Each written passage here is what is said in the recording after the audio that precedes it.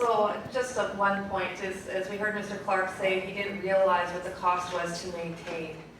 And I don't know how, bike lanes, I don't know how many times we've heard the council, including the incumbents, say, we didn't anticipate the cost to maintain, whether it's any number of costs, it's the infrastructure costs, it's the gallery cost, it's of course to clear the roads when we grow and whatever the case may be. And that is a theme that you have to keep in mind, is that we need to look at the full cost when we do the projects. Hence, again, the idea that I'm presenting, which works in other cities, it is a best practice, and we need to move towards a more pool-based accounting. So we're looking at the beginning, middle, and end. With respect to bike lanes, cities of the future do accommodate multimodal transportation. In our city right now, we have about 88% private.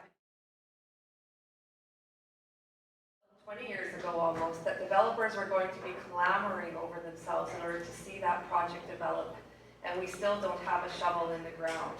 And Mr. Atchison refers to me as an inexperienced bureaucrat with 20 years experience working at all levels of government, municipal, provincial, and federal government.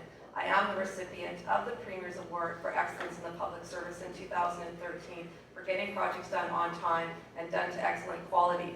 What I see here is inexperience in decision-making in municipal government with respect to public dollars. I think that there's a view that there's a bottomless pit of money, and that's why we keep seeing all of these expenditures happen. And Mr. Clark just listed a whole arm's length of projects, and what I'm offering you is an alternative. An alternative to make sure that we have our priorities clear, that we're focusing on getting the infrastructure that we have in place, that we make sure that we have neighbors right now that don't have interchanges, that people, it's dangerous. If a car careens, and they are all the time, if you're a Boychuk or whatever area, we need to finish the infrastructure we have right now. We need to make sure the civic centers are working. We need to make sure our sidewalks are clear. We need to get the basics right in our city before we continue to take on more legacy projects. Now is not the time. We have an economic downturn. We need to get what's working before we spread ourselves any further. That's responsible government, and that's what you can expect from me as your mayor.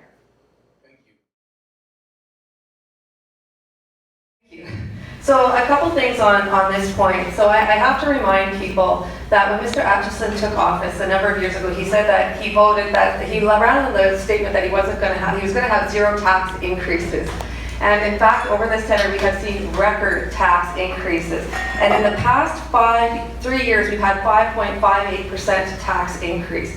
And we have to ask ourselves, are we seeing the value for that money? What we were promised is that we had a deficit, an infrastructure deficit, and that we were going to see improvements by seeing the increase. If we did that increase over 3 years, both the snow removal, but also the road maintenance and repair.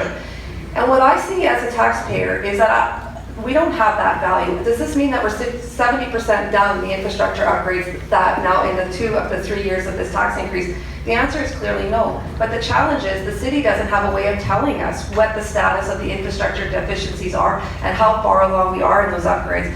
What I'm proposing is 2 things. One is I believe we need to change the way we do accounting at City Hall. You've noticed all the projects blur into each other, so it's very difficult to get a good understanding of what the true cost of whether it's an infrastructure upgrade or it's a new art gallery or if it's a new bridge. We often hear these projects are going over budget and over time. So we need to get a better handle, and I released my financial responsibility accountability platform last week, and it talks about the options there. So projects need a beginning, middle, and end. I've also proposed a dashboard so that the people can see the green, when things are on time, on schedule, you get a green indicator. If they're not going right, you get a yellow. If they're going wrong, you get red. And what that means is that we start to change the way we do things. What we hear right now is that things are going fine, they're not. And the only way we can make the money go better is to make it work for ourselves. Thank you.